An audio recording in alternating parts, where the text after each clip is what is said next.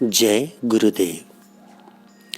ज्योतिष विद्या के अध्ययन की इस यात्रा में पुनः एक बार आपका स्वागत है। हम लोग पंचांग के विषय के भीतर सफलतापूर्वक प्रवेश कर चुके हैं और उसमें से जो पंचांग का प्रथम अंग है वार, जो सप्त वारों का संकेतक शब्द है, उसके बारे में हम लोग आवश्यक जानकारी प्राप्त कर चुके हैं। तो आज आपके सामने पंचांग का दूसरा अंग, जिसे द्वितीय अंग कहा जाता है, तिथि। तो आज तिथि के संबंध में हम कुछ बात करेंगे, कुछ बातें आप तक पहुंचाएंगे। किसी भी प्रकार के मुहूर्त को जब हम लोग निकालते हैं तो उसके अंदर प्रमुख रूप से वार, तिथि और नक्षत्र का योगदान रहता है। योग और करण को बहुत ज्यादा मूल्य बहुत सारे विद्वान नहीं भी देते हैं, किंतु पंचांग के भीतर इन्हीं 5 अंगों का अध्ययन किया जाता है। तो हमारे को वार, तिथि और नक्षत्र, इन तीनों का जो अध्ययन है अत्यंत बारीकी के साथ कर लेना चाहिए।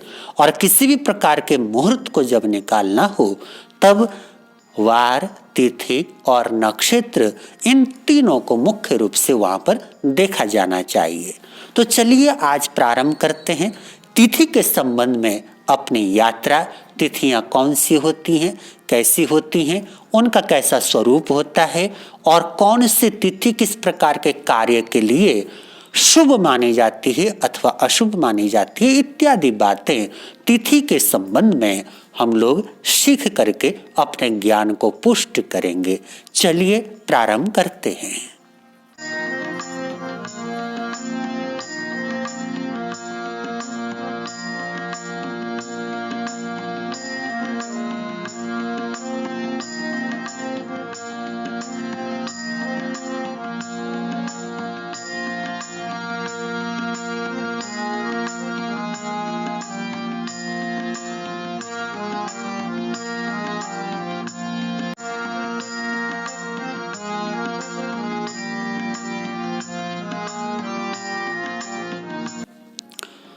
तो प्रायः तिथियां ये 16 प्रकार की तिथियां होती हैं और इन तिथियों को अगर हम लोग संपूर्ण रूप से समझना चाहें तो 30 प्रकार की तिथियां हो जाती हैं। वो कैसे होती हैं हम लोग अभी समझेंगे। मुख्य रूप से तिथियां यही हैं। 1 नंबर की तिथि को एकम अथवा प्रतिपदा कहा जाता है। 2 नंबर की तिथि को बीज अथवा द्वितीया कहा जाता है। 3 नंबर की तिथि को तीज अथवा तृतीया कहा जाता है। 4 नंबर की तिथि को चतुर्थी, 5 नंबर की तिथि को पंचमी, 6 नंबर की तिथि को षष्ठी, 7 नंबर की तिथि को सप्तमी, 8 नंबर की तिथि को अष्टमी, 9 नंबर की तिथि को नवमी, 10 नंबर की तिथि को दशमी, 11 नंबर की तिथि को एकादशी, 12 नंबर की तिथि को द्वादशी, 13 नंबर की तिथि को त्रयोदशी, 14 नंबर की तिथि को चतुर्दशी और 15 नंबर की तिथि को पूर्णिमा कहा जाता है। अमावस्या के लिए 30 का अंक पंचांग के अंदर दिया जाता है, अर्थात 30 नंबर की जो तिथि है वो अमावस्या है। तो सीधा प्रश्न होता है कि 15 के बाद सीधा 30 का अंक कैसे आया। तो यहाँ पर हमारे को एक बात समझ लेना होगा। ये जो एकम से लेकर के पूर्णिमा तक की तिथि यहाँ पर हमने अभी लिखा, अभी पढ़ा, ये शुक्ल पक्ष की तिथियां हैं। शुक्ल पक्ष के बाद कृष्ण पक्ष प्रारंभ हो जाता है।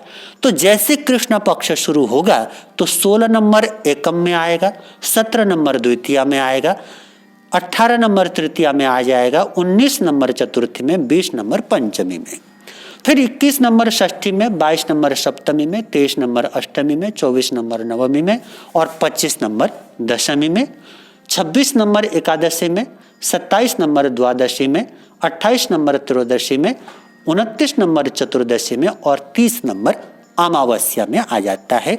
इस प्रकार 30 का अंक अमावस्या के लिए लिखा जाता है। हालांकि कृष्ण पक्ष की जो तिथियां होती हैं उनको यहाँ पर 16 नंबर से लेकर के 29 नंबर तक देने की व्यवस्था पंचांग के अंदर नहीं है। चाहे वो कृष्ण पक्ष की तिथि हो अथवा शुक्ल पक्ष की तिथि हो, अगर 1 नंबर की तिथि हो तो उसको एकम ही कहा जाता है। तो ये तो तिथियों के बारे में सामान्य बात हुई। होता क्या है, हमने जो 7 वारों के संबंध में पढ़ा, वारों का संबंध भगवान सूर्य नारायण के साथ में है। सूर्य नारायण की गति के अनुसार दिन बनते हैं और उन्हीं के अनुसार हम लोग दिन का व्यवहार करते हैं। किंतु ये जो तिथियां हैं ये चंद्र देव की गति के अनुसार बनती हैं, तो सौर मास के अनुसार दिन की व्यवस्था हो जाती है। इसलिए वहां पर दिन की व्यवस्था, होरा की व्यवस्था लगभग निश्चित है। सूर्य की गति के अनुसार 24 घंटे की 24 होराएं होनी है, 24 घंटे का हमारा दिन रात होना है। तो 24 घंटे के अंदर 24 होराओं की व्यवस्था, दिन रात की व्यवस्था लगभग वो सुनिश्चित है। तो सूर्य की गणना के अनुसार और सूर्य की गति के अनुसार हमारे दिन का व्यवहार चलता है। इसलिए वो वाला जो पक्ष है हमें भली भांति समझ में आ जाता है। किंतु चंद्रमा की गति का व्यवहार हम लोग रूटीन में नहीं करते हैं। चंद्रमा की गति के अनुसार तिथियां बनती हैं और तिथियों की व्यवस्था पंचांग के अंदर ही हमारे को देखने को मिलती है। और कई बार ऐसा होता है कि कोई मुहूर्त हमें निकालना है, तब जाकर के हमारे को तिथि की आवश्यकता पड़ती है वार के साथ में। तो तिथि को भी समझना अत्यंत आवश्यक है। किंतु कई बार क्या होता है कि एक दिन में 2 तिथियां पड़ जाती हैं, कई बार 2 तिथियों के बीच में एक दिन पड़ जाता है। इस प्रकार तिथियों में और दिन में आपस में जो तालमेल है वो कई बार कम ज्यादा हो जाता है। और इसके पीछे का जो कारण है वो है सूर्य की अपनी गति है, चंद्रमा की अपनी गति है। सूर्य की गति के अनुसार 365 दिन का वर्ष हो जाता है और चंद्रमा की गति के अनुसार 354 दिन का वर्ष हो जाता है। तो एक वर्ष में ये जो 9 दिन का अंतराल आता है वो अंतराल सूर्य और चंद्रमा की गति में भिन्नता होने के कारण आता है। और उसी अंतराल की वजह से कई बार हमारे को तिथियों में घटने बढ़ने की स्थिति प्राप्त होती है। घटने बढ़ने की स्थिति से हम लोग अवगत हो जाते हैं। इस आकाश मंडल में भ्रमण करते हुए सूर्य और चंद्रमा जब इकट्ठे हो जाते हैं अथवा एक साथ आ जाते हैं, उस समय को अमावस्या कहा जाता है। और अमावस्या के समय में सूर्य, चंद्रमा और पृथ्वी एक ही सीध में माने गए हैं, जिस वजह से हमारे को चंद्रमा बिल्कुल आकाश मंडल में दिखाई नहीं देता है।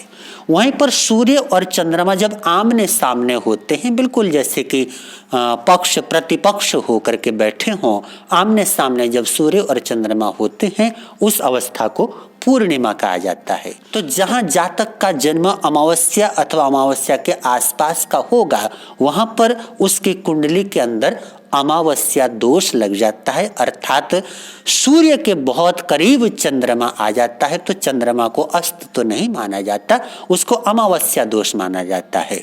और वहीं पर जब कुंडली के अंदर सूर्य और चंद्रमा आमने सामने हो, मान लीजिए लग्न के अंदर सूर्य है और सप्तम भाव में चंद्रमा है, या चौथे भाव में सूर्य है और दसम भाव में चंद्रमा है, या सप्तम भाव में सूर्य है और लग्न में चंद्रमा है, या फिर चतुर्थ भाव में चंद्रमा है और दसम भाव में सूर्य है, किसी भी रूप में अगर आमने सामने सूर्य और चंद्रमा हो तो वो पूर्णिमा होती है। अगर हम लोग सूर्य को गतिमान मान लें तो सूर्य की गति और चंद्रमा की गति में अंतर है।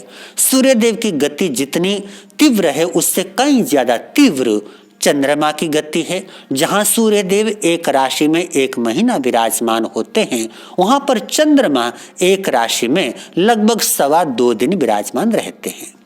तो जैसे ही अमावस्या के समय में सूर्य और चंद्रमा एक साथ हुए, उसके बाद अपनी तीव्र गति के कारण चंद्रमा जब आगे निकल जाते हैं, निकलते निकलते जैसे ही वो 12 डिग्री पार कर जाते हैं तो पहली तिथि हो जाती है।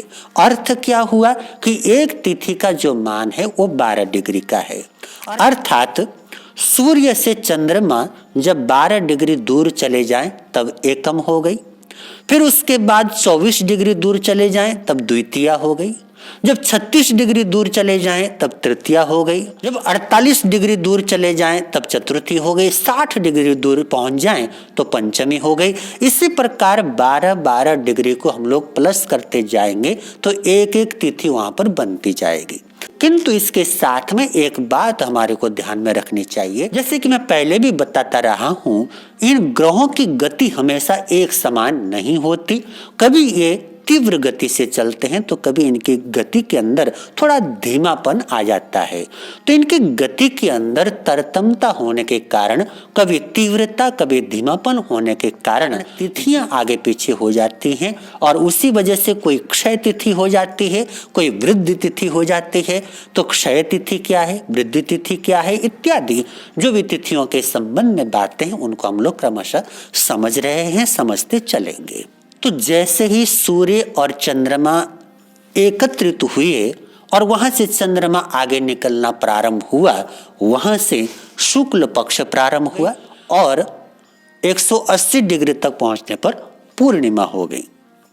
तो सूर्य से अलग होकर के चंद्रमा जैसे जैसे 180 डिग्री तक पहुंच जाए तब तक ये जो तिथियां हैं ये बढ़ती चली जाती हैं। एक तिथि को चंद्रमा की एक कला भी बोला जाता है। तो जैसे ही सूर्य देव से अलग होकर के चंद्रमा आगे निकला तो एक कला आगे चला तो एकम हो गई, 2 कला आगे बढ़ा तो 2 द्वितीया हो गई, 3 कला आगे बढ़ा तो तृतीया हो गई, 4 कला आगे बढ़ने पर चतुर्थी, 5 कला आगे बढ़ने पर पंचमी और 10 कला तक पहुंच जाए तो दशमी, 15 कला पूर्ण कर ले तो पूर्णिमा, जिसको 16 कलाएं बोलते हैं। तो सूर्य देव से 180 डिग्री तक पहुंचने पर पूर्णिमा हो जाती है और पूर्णिमा एक प्रकार से चंद्रमा की गति का अंतिम छोर माना गया। वहां से फिर जब 180 से लेकर के 360 डिग्री तक पुनः उसी क्रम से चंद्रमा आगे बढ़ता जाएगा, उसको कृष्ण पक्ष बोलते हैं। और कृष्ण पक्ष में क्रमशः तिथियां घटती चली जाएंगी और घटते घटते पुनः जब सूर्य और चंद्रमा एक ही सीध में आ जाते हैं अर्थात एक साथ हो जाते हैं, तब उस अवस्था को फिर अमावस्या कहा जाता है। तो 2 चीजें हम लोग समझ गए कि इन तिथियों को 2 वर्गों में बांटा गया है, एक है शुक्ल पक्ष और दूसरा है कृष्ण पक्ष।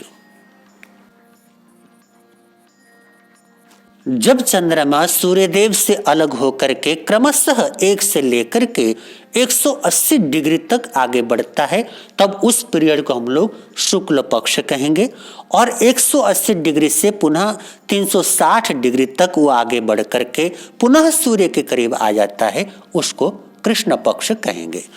180 डिग्री के अंदर चंद्रमा पहुंचा तो पूर्णिमा हो गई और 360 डिग्री में चंद्रमा पहुंचा तो वो जो अवस्था है वो अमावस्या की अवस्था हो गई। तो इसका अर्थ हुआ कि ये जो 15 तिथियां हैं इनका 2 भाग हो गया।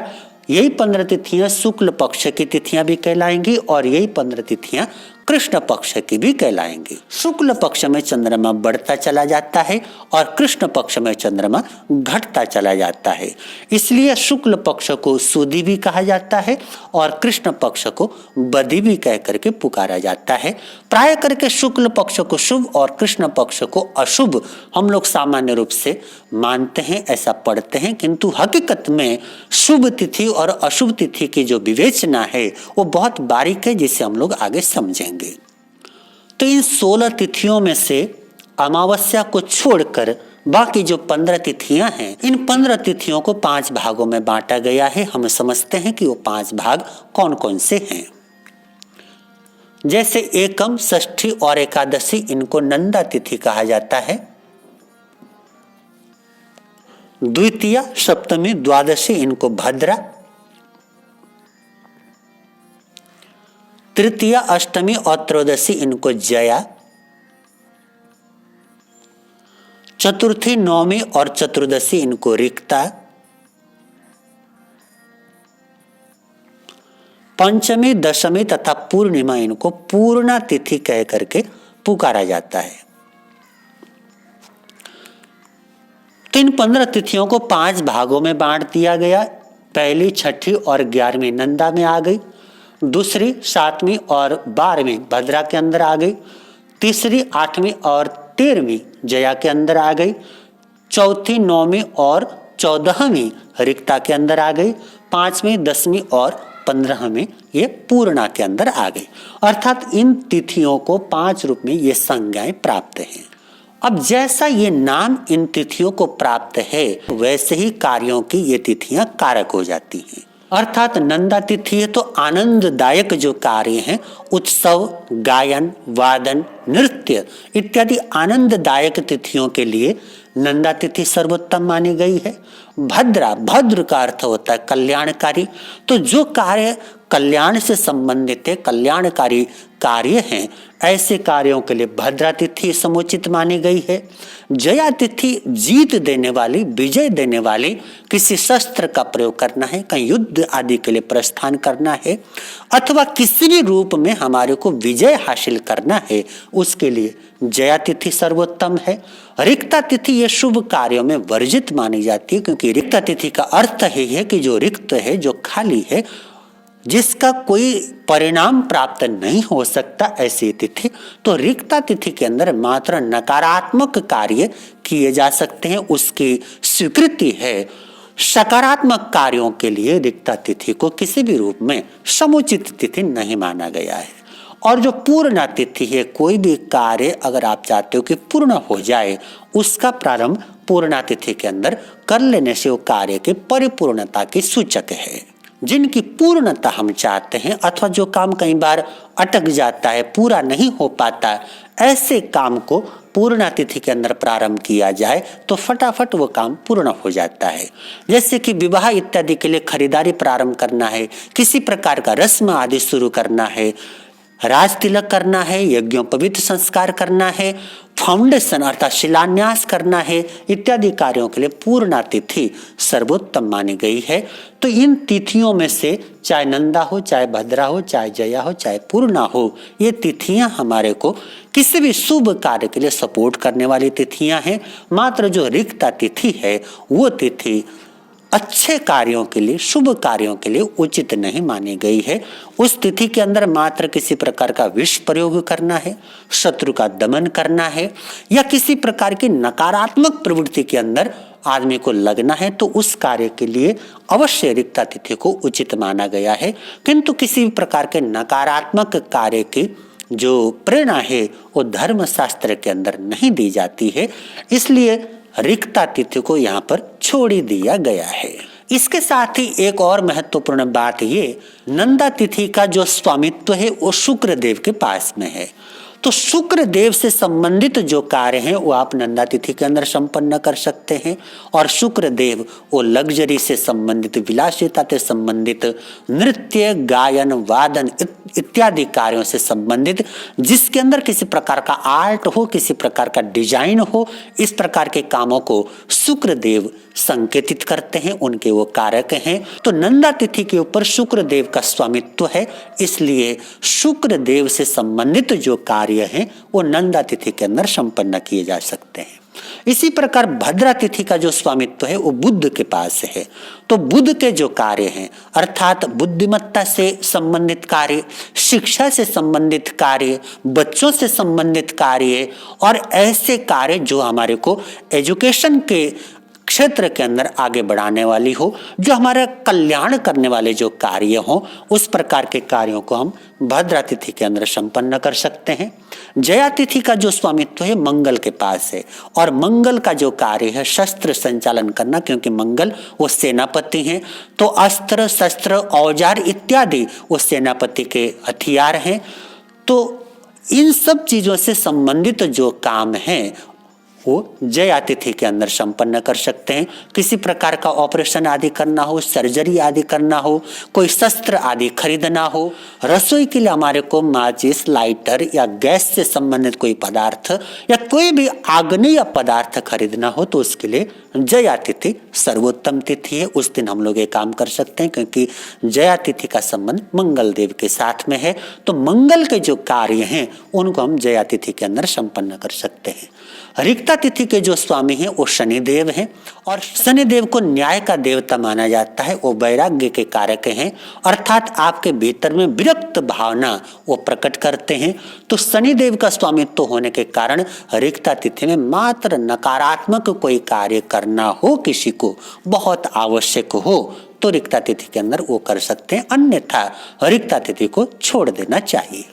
पूर्ण तिथि का जो स्वामित्व है वो बृहस्पति देव के पास में है, गुरुदेव के पास में है। सामान्यतया व्यक्ति जो अपने जीवन के अंदर ख्वाहिश करता है, लगभग वो सभी चीजें देने का जो दायित्व है वो बृहस्पति देव के पास में है। देखिए, बृहस्पति देव धन, परिवार, कुटुंब के कारक हैं।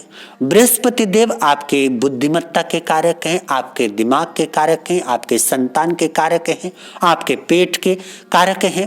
बृहस्पति देव आपके दाम्पत्य जीवन के कारक हैं, पति पत्नी के संबंधों के कारक हैं। बृहस्पति देव आपके भाग्य के, धर्म के, किस्मत के कारक हैं और बृहस्पति देव आपके जीवन में लाभ के कारक हैं, जीवन में आय के स्रोत के कारक हैं, आमदनी के कारक हैं। इस प्रकार से बृहस्पति देव के पास में जो डिपार्टमेंट है या जो मंत्रालय है वो अन्य ग्रहों की अपेक्षा ज्यादा है। इसलिए बृहस्पति देव ये पूर्ण तिथि के स्वामी हैं और जो भी कार्य हम पूर्ण करना चाहते हैं, जो कार्य हमारा अधूरा रह जाता है किसी वजह से, ऐसे कार्य को हम पूर्ण तिथि के अंदर संपन्न कर सकते हैं। प्लस इसके साथ में एक बात और हमारे को ध्यान में रखनी चाहिए, आपके जो नक्षत्र हैं उन नक्षत्रों में से जिस दिन ये नंदा, भद्रा, जया और पूर्णा तिथियां हैं, उसी तिथि वाले दिन आपके संपत नक्षत्र में से कोई आ जाए, आपके क्षेम नक्षत्र में से कोई आ जाए, साधक नक्षत्र में से कोई आ जाए, मित्र अथवा अधिमित्र नक्षत्र में से कोई आ जाए, तो निस्संदेह आपको उन कार्यों के अंदर और जल्दी सफलता प्राप्त हो सकती है। तो तिथियों के संबंध में ये प्रारंभिक कुछ बातें आप तक मैंने पहुंचाने का प्रयास किया है। इन बातों को भली भांति सीखें, समझें और अपने ज्ञान को आगे बढ़ाएं। और आप सब लोग इस ज्ञान को सीख रहे हैं, ये जान करके हमें परम संतोष होता है, हमें खुशी होती है कि हम जो प्रयास कर रहे हैं उसके परिणाम अच्छे प्राप्त हो रहे हैं। इसी प्रकार सीखते रहें और अपने ज्ञान को पुष्ट करते रहें। हमेशा ध्यान रखें, हमारा जीवन धर्म के बगैर अधूरा है, धर्म के बगैर हमारे जीवन की कोई कीमत नहीं है। इसलिए हमेशा ज्ञान को सीखें और धर्म के रास्ते पर स्वयं को चलाते रहें, अपना भी कल्याण करें, दूसरों के लिए भी कल्याण के पथ प्रदर्शक बने। आज के लिए इतना ही। इतने प्रेम से मेरे शब्दों को सुना उसके लिए कृतज्ञ हूँ। आप सबके भीतर में विराजमान परमात्मा रूपी पवित्र आत्मा को मेरे कोटि कोटि नमन। जय गुरुदेव।